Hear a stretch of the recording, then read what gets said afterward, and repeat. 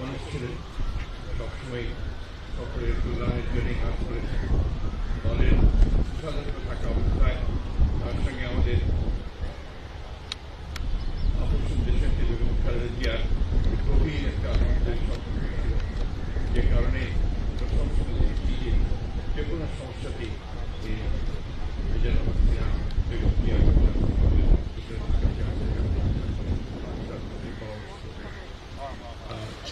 আমরা এবার তাকে মনোনয়ন দেওয়ার জন্য আমাদের প্রধানমন্ত্রী দলের প্রধান নিশ্চিত করেছেন, কিন্তু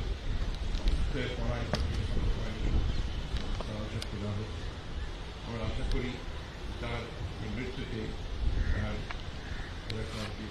মানুষ আছেন দেশে সবাই দোয়া করবেন।